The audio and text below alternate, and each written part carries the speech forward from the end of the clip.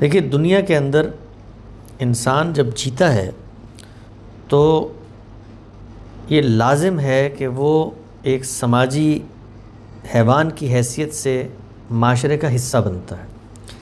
جب وہ معاشرے کا حصہ بنتا ہے تو عقل یہ کہتی ہے کہ جب آپ کسی سوسائٹی کا حصہ بنتے ہیں تو وہاں پر سب سے بڑا اور پہلا سوال یہ پیدا ہوتا ہے کہ میرے حقوق کا تحفظ کیسے ہوگا، اس لیے کہ جو ارادہ اور اختیار میرے پاس ہے وہی دوسروں کے پاس بھی ہے۔ اسی سے ریاست کا تصور پیدا ہوا ہے کہ جان مال آبرو کا تحفظ، لوگوں کی حق تلفی سے بچا جائے اور لوگوں کی جان مال اور آبرو کا تحفظ کیا جائے۔ جب ریاست بنتی ہے تو اس کے بننے کے پہلے دن ہی سب سے بڑا سوال یہ پیدا ہو جاتا ہے کہ چلے گی کیسے۔ یعنی ریاست جو ہے وہ ظاہری بات ہے نظم اجتماعی پہ، آپ کی سوسائٹی آپ کے معاشرے پہ مشتمل ہے۔ اب اس کا کوئی حکمران ہوگا، اس کی کوئی انتظامیہ ہوگی جو ان چیزوں کو قائم رکھنے کے لیے، قانون کی بالادستی کے لیے، لوگوں کے حقوق کے تحفظ کے لیے کوئی نظریہ بنائے گی، کوئی زمین پہ بیوروکریسی اترے گی، کوئی عمال اتریں گے، کوئی کام کریں گے۔ یہ ہوگا کیسے ہوگا؟ یہ بہت بڑا سوال ہے۔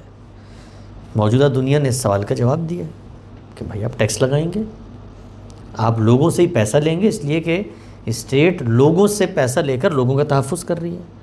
تو پیسہ کہاں سے آنا ہے اس کا جواب بھی انسان نے دے دیا کہ لوگوں نے دینا ہے۔ ٹھیک ہے، تو لوگ پیسہ دیں گے اور نظم اجتماعی کے تقاضے پورے ہوں گے، یہاں تک کسی میں کوئی اختلاف نہیں ہے۔ اچھا، آپ نظم اجتماعی نہیں بنانا چاہتے، اسلام نے اس پر بھی کوئی زور نہیں دیا، آپ جائیں جنگل میں رہ لیں، کوئی مسئلہ نہیں ہے۔ لیکن جب آپ نظم اجتماعی بناتے ہیں تو پھر کچھ اخلاقی اصول طے ہو جاتے ہیں۔ آپ نے اس نظم اجتماعی سے نہیں نکلنا، آپ نے اس کی خلاف ورزی نہیں کرنی، آپ نے قانون نہیں توڑنا۔ تو نظم اجتماعی کو چلانے کے مالی تقاضے کیسے پورے ہوں، اس سوال کا جواب انسانی عقل نے بھی دیا ہے اور اللہ کے دین نے بھی دیا ہے۔ انسانی عقل نے جو اس کا جواب دیا ہے وہ موجودہ دور میں آ کر تو اب بہت سائنٹیفک ہو گیا ہے۔ ظاہری بات ہے ہم سے ٹیکس لیا جاتا ہے، اس کی بنیادیں اسٹیٹ واضح کرتی ہے۔ لیکن اگر آپ دنیا کی تاریخ پہ نظر دوڑائیں تو دنیا کے اندر انسانوں کے اوپر ہونے والا شاید سب سے بڑا ظلم اگر آپ کہیں تو وہ یہی تھا کہ حکمران ان کی کمائی سے اپنی مرضی سے ریاست کے تحفظ کے لیے جو چاہتے تھے لے لیتے تھے۔ یعنی یہاں تک ہوتا تھا کہ ورسائے کے محل میں اگر چاندی کے ورق نہیں لگ رہے اور بادشاہ کو وزیر جا کر یہ کہتا ہے کہ جی پیسے نہیں ہیں اور ٹیکس تو ہر چیز پہ لگا دیا، تو وہ کہتا تھا جاؤ نمک پہ بھی ٹیکس لگا دو پھر۔ تو دنیا میں حکمرانوں نے جو ظلم کیا ہے وہ اس بنیاد پہ کیا ہے، میرے گھر پہ آ کر میرا مال مجھ سے چھین کے لے جانا۔ تو یہ ظلم تھا انسانیت کی تاریخ میں۔ اچھا، ایک اور کام بھی ہوتا تھا، وہ یہ کہ ریاست لینا چاہتی ہے، میں دینا نہیں چاہتا کیونکہ مجھے لگتا ہے میرا مال ہے، بھائی میں کیوں دوں، باقی لوگوں سے لے لیں۔ مال دینا کوئی آسان کام نہیں ہوتا، تو چوری ہوتی ہے۔ آج بھی آپ دیکھیں کہ ہمارے یہاں پروگریسو ٹیکسیشن کا ایک نظام ہے، تو لوگ کیا کرتے ہیں، سیف ہیونز بناتے ہیں، پاناما جیسی جگہوں پہ جا کے پیسہ چھپاتے ہیں، دینا نہیں چاہتے۔ ٹیکس دینا بھی کوئی آسان کام نہیں ہے کہ ہم پیسہ دیں ان نظم اجتماعی کے تقاضوں کے لیے۔ تو اللہ کے دین نے اس کا ایک ایسا لافانی حل تجویز کیا، ابھی ہمارا اس حل پہ توجہ ہی نہیں ہے، نہ مسلمانوں کی نہ غیر مسلموں کی۔ وہ حل یہ ہے کہ اسٹیٹ ایک وجودی حقیقت ہے، چلنی ہے، مجھ پر لازم کر دیا کہ خدا کا یہ حکم ہے کہ تم نے اتنے پیسے اس کے پاؤں میں جا کے رکھنے، اس کو لینے آنے کی بھی ضرورت نہیں ہے تم سے۔ یہاں پر تو نوٹس آتے ہیں آئی آر ایس کے اور اسٹیٹ بینک کے اور ایف بی آر کے، اور ہم وکیلوں کو کہتے ہیں بھائی کسی دین کی عبادت اس کو قرار دے دیا، مانگنے کوئی نہیں آئے گا، پیروں میں رکھنا ہے، نہیں دی زکوٰۃ تو قیامت میں یہی مال تمہارے گلے کا توق بنا کر جہنم میں ڈال دوں گا۔ یعنی وہ پوری کی پوری ترتیب ہی الٹ دی۔ یہاں پر اسٹیٹ مانگ رہی ہے بھکاریوں کی طرح، وہاں پر میں جا رہا ہوں اور اللہ کے حکم کو بجا لانے کی اسپرٹ سے اس کے پیروں میں رکھ رہا ہوں وہ مال کہ لیجئے جی، اللہ کا حکم اور اذن ہے، اور عبادت کا درجہ اس کو دے دیا۔ جہاں پر یہ کام کیا وہاں پر حکمرانوں کے ساتھ یہ معاملہ کیا کہ ان کو کہا کہ ایسا نہیں ہو سکتا کہ جو چاہو مرضی کرو اور اپنی مرضی سے جنگیں چھیڑو اور دنیا میں قبضے کرو اور طاقت کرو اور پیسہ غریب عوام کا ہو. یہ تمہارے اخراجات ہیں، ان اخراجات کی بنیاد پر اب نظم اجتماعی چلاؤ. تو وہ جو اخراجات ہیں اس کی میں وضاحت کر دیتا ہوں، وہ ہرگز 2.5% نہیں ہے، ہرگز 2.5% نہیں ہے. وہ 2.5% اسٹیٹ لے گی آپ کی بچت کے اوپر. بچت جو آپ کی سیونگز ہوتی ہیں ان میں ذاتی استعمال کی چیزیں نہیں آتی، آپ کا گھر نہیں آتا، آپ کی گاڑی نہیں آتی، روٹین میں پہننے کے زیورات نہیں آتے، وہ سب مستثنیٰ ہیں اس سے. آپ کی جو بچت ہے اس پہ 2.5% ہے. دین نے بچت کی مد بتائی 2.5% اور پھر اس کے بعد پیداوار کی مد بتائی. اور پیداوار کی جو مدات ہیں وہ 5, 10 اور 20% تک ہے. اگر آپ کو کوئی خزانہ مل گیا ہے اچانک سے، آپ کے گھر سے تیل کا کنواں نکل آیا ہے، تو 20% زکوٰۃ دینی ہے آپ کو پروڈکشن کی، کیونکہ نہ محنت ہے اس میں، نہ سرمایہ ہے آپ کا، عطیہ خداوندی ہے، خزانہ مل گیا آپ کو. اسی طریقے سے آپ وہ پروڈکشن کرتے ہیں جس میں محنت اور سرمایہ دونوں لگتے ہیں، تو پھر آپ کو پروڈکشن کا 5% دینا ہے. یہ جو آپ فیکٹریز بناتے ہیں، باقی کام کرتے ہیں، تو وہ جو ویلیو ایڈیشن ہے، ظاہری بات ہے آپ گراس پہ تو کر نہیں سکتے. میں نے اگر جوتا بنانا ہے تو 70 روپے کا چمڑا پیچھے سے آئے گا، میں اگر اس کو 100 روپے کا بھیجتا ہوں تو میری 30 روپے کی ویلیو ایڈیشن ہے.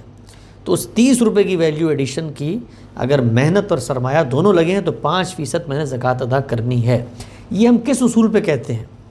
یہ اس اصول پہ کہتے ہیں کہ اللہ کے دین نے جب رسول اللہ صلی اللہ علیہ وسلم کے زمانے میں زکوٰۃ کی مدات واضح کی تو اسی وقت بتا دیا کہ زمین کی جو پیداوار ہے اس کا الگ معاملہ ہے، اس میں 2.5% نہیں ہے. اس میں یہی ہے کہ اگر وہ اللہ کی عنایت سے بارانی زمین ہوتی ہے، تم صرف اس میں محنت کرتے ہو تو پھر اس پہ اتنی زکوٰۃ ہے. تو اب انسانی عقل اس چیز کا تقاضا کرتی ہے کہ جب آپ کو ایک اصول دیا جائے تو اس اصول کو آگے بڑھنا چاہیے. زکوٰۃ تو رسول اللہ کے زمانے میں صرف سونے اور چاندی پہ لی جاتی تھی. آج ہم کرنسی پہ دیتے ہیں کہ نہیں دیتے؟ دیتے ہیں نا. اسی اصول پہ دیتے ہیں کہ جو کام سونا اور چاندی کرتا تھا وہی کرنسی کرتی ہے. پہلے بچت سونا چاندی ہوتی تھی، اب بچت یہ ہے. تو پروڈکشن جو موجودہ دور کی پروڈکشن ہے اس کو کیوں نہ قیاس کیا جائے. تو ہم نے ایک اجتہادی اطلاق کیا ہے، انسانی اطلاق ہے، اس سے لوگ اختلاف کر سکتے ہیں کہ جی آپ جو لوگوں کی سروس انڈسٹری ہے وہ بھی ایک طرح کی پروڈکشن ہی ہو رہی ہوتی ہے. وہاں پہ آپ کرائے پہ گھر لے کر دے دیتے ہیں، وہاں پر بھی آپ پروڈیوس کر رہے ہوتے ہیں. آپ کارخانہ لگاتے ہیں، وہاں بھی پروڈکشن ہو رہی ہوتی ہے. تو پروڈکشن کو بڑھنا چاہیے. بڑھنے کی جو مت تھی اگر سرکار نے آپ سے ویسے ہی لے لی ہے ٹیکس کی صورت میں، تو اب عقل کیا کہتی ہے کہ زکوٰۃ ساری کی ساری تھی کس مقصد کے لیے؟ نظم اجتماعی کے تقاضوں کے لیے. وہ اس نے مجھ سے الگ سے لے لی، تو اب کیا میں دوبارہ ادا کروں گا؟ نہیں ادا کروں گا. دوبارہ ادا مجھے نہیں کرنا چاہیے، اس لیے کہ جو میرے اوپر لازم تھا وہ تو مجھ سے آلریڈی لے لیا گیا. اس اصول پہ ہم یہ کہتے ہیں کہ اگر آپ نے ٹیکس دے دیا ہے تو اب آپ زکوٰۃ کو اس میں ایڈجسٹ کر سکتے ہیں. بات سمجھ میں آتی ہے؟ اگلی بات یہ ہے کہ جب یہ معاملہ آپ مسلمان حکومتوں میں کرتے ہیں تو غیر مسلموں کے ساتھ جب آپ رہتے ہیں تو وہاں پر بھی اسٹیٹ کی ضروریات یا تقاضے پیدا ہوتے ہیں کہ نہیں ہوتے؟ یہ ہوتے ہیں. ظاہری بات ہے وہ بھی یہ تحفظ دے رہی ہوتی ہے. تو اب آپ نے تو زکوٰۃ ادا کرنی تھی، اگر وہ حکمران مسلمان ہوتا اس کو ادا کرنی تھی. نہیں مسلمان تو اب آپ کیا کریں گے؟ آپ تو اس کو آلریڈی دے رہے ہیں زکوٰۃ. آپ اس کو زکوٰۃ کا نام دیں، آپ اس کو ٹیکس کا نام دیں، اس لیے کہ تقاضے تو وہ پورے ہو رہے ہیں. تو جب آپ اس کو دے رہے ہیں تو عقل یہ کہتی ہے کہ جو دین کی منشا تھی وہ پوری ہو گئی. جی قرآن مجید کا مطالعہ کریں، وہ تو صفحے پر یہی بات بتا رہا ہے کہ بھئی یہ زکوٰۃ تم نے دینی ہے، اور جن کو حکومت دی ہے ان کو کہا ہے کہ یہ زکوٰۃ دے دیں. فَإِنْ أَقَامُوا الصَّلَاةَ وَآتَوُا الزَّكَاةَ فَخَلُّوا سَبِيلَهُمْ فَإِخْوَانُكُمْ فِي الدِّينِ. تو بس اس کے بعد آپ ان سے کوئی اور چیز کا مطالبہ نہیں کر سکتے. آپ نے کبھی سنا نہیں؟ بچپن سے ہم ہر مسلمان کو یہ بات بتائی جاتی ہے کہ وہ کون لوگ تھے کہ جنہوں نے زکوٰۃ دینے سے انکار کیا. سیدنا ابوبکر نے کیا کہا کہ ایک رسی دینے سے بھی انکار کریں گے تو میں جنگ کروں گا ان کے ساتھ. کیوں؟ اسٹیٹ کا حق ہے.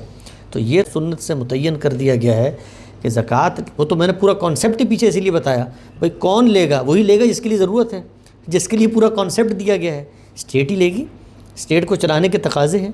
تو اس میں تو کوئی دو رائے نہیں ہے کہ زکوٰۃ حکمرانوں نے لینی ہے، کوئی دو رائے نہیں ہے، مسلمان امت کے علم میں بھی کوئی دو رائے نہیں ہے کہ صرف اور صرف حکمران ہیں جو آپ سے زبردستی لے سکتے ہیں زکوٰۃ اگر آپ نہیں دیں گے۔ اس میں ایک سوال جی، یہ اوور ٹائم ہم نے بڑے ہوتے ہوئے جو دیکھا کہ زکوٰۃ تو جو ہے وہ تمہاری اترن ہے، زکوٰۃ تو جس کو دینا ہے وہ بھی ایک مسئلہ یہ ہے کہ اگر اگلے کو پتہ لگ جائے کہ تم اس کو زکوٰۃ دے رہے ہو تو وہ تو شریعت میں پیسے بھی نہیں لے گا۔ تو یہ زکوٰۃ یہ اوور ٹائم ایسی ایک جو ہے جو کہ ایک فرض عبادت تھی، پورے قرآن شریف میں ہم بار بار پڑھتے ہیں نماز اور زکوٰۃ، نماز اور زکوٰۃ، وہ اتنی حقیر یا اتنی چھوٹی سی چیز یا وہ ناپسندیدہ پیسہ وہ کیسے بن گیا، یہ اوور ٹائم کیسے ہو؟ اس لیے کہ زکوٰۃ کا جو پورا تصور میں نے بیان کیا، یہ پس منظر سے ہٹ کے زکوٰۃ کو آپ نے چیریٹی تسلیم کر لیا۔ زکوٰۃ ہرگز چیریٹی نہیں ہے، چیریٹی الگ چیز ہے، وہ الگ سے بیان ہوئی ہے، انفاق۔ اور پوچھا گیا کہ کیا خرچ کریں، فرمایا جو زائد ہے وہ خرچ کرو، قل العف۔ چیریٹی کا کوئی تعلق نہیں زکوٰۃ سے۔ زکوٰۃ تو میرے گھر پہ اگر مسلمان حکمران ہو داخل ہو کے لے کے چلا جائے گا، اس لیے کہ دین نے مجھ پہ لازم کر دیا اور اس کو حق دے دیا ہے کہ میں زکوٰۃ دوں گا تب میں اپنے آپ کو سوسائٹی میں مسلمان کہلوا سکتا ہوں، اس کے ساتھ وہ مجھے مسلمان تب تسلیم کرے گا۔